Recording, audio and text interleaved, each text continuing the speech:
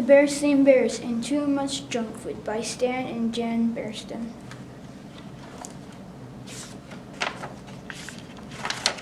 Bear Country, where the bear family lived in a big treehouse down a sunny dirt road. It was a happy place and a healthy place.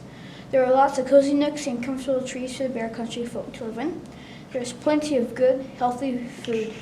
Worms and seeds for the birds, nuts and acorns for the squirrels, grass and dandelions for the rabbits, and more than enough flies for the frogs, and plenty of good nourishing food for the bears. Honey, of course, but more important, lots of fruits, vegetables, milk, fish, and fowl. The trouble was that certain bears, brother and sister, had gotten into a bad habit of eating not so healthy foods when watching TV, at the movies, and at the mall. In fact, it began to seem to Mama Bear that any time was snack time. At first, she hadn't paid much attention, but one day when the cubs were raiding the pantry, Mama noticed something. The cubs were getting a little chubbier, so she took a closer look just to be sure. Yes, they were chubbier from the side, they were chubbier from the front, and from the back. Well, there's no question about it. Brother and sister wanted to stop eating all that junk food. But Mama, they protested, we're growing bears and we need those snacks. You're going all right, said Mama Bear, but the trouble is you're going from side to side as much as you're up and down. Sometimes cubs get into bad habits. You've got into a bad habit of eating it all together, too many sweets and goodies. We're going to have to get back to healthy, nourishing food. She gathered up all the goodies in one big load. Mama, cried Sister Bear, what are you doing? You're not going to throw them away, cried Brother. No, we're going to put them in the freezer and forget about them, she said, and there's no use arguing.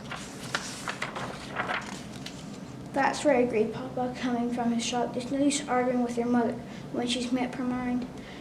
Then looking into the refrigerator, he said, oh dear, we have sweet cola.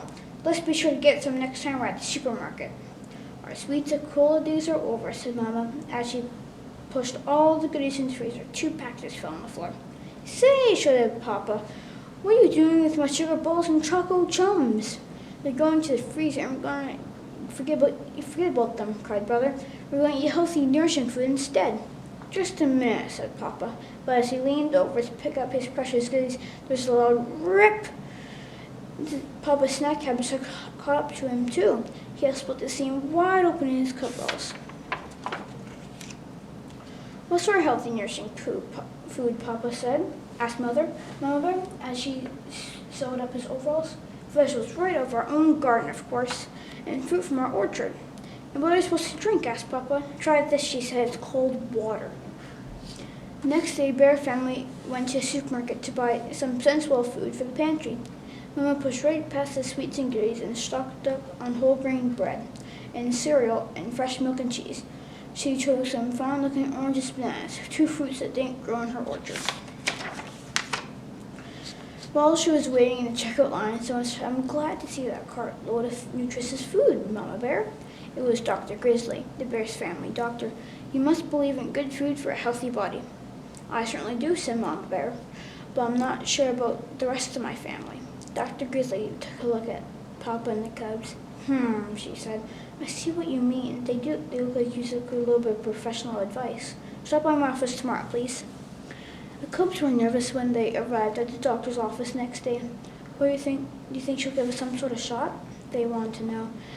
I don't think so, said Mama, but with Dr. Grizzly, you never knew. Step in here, please, said Dr. Grizzly.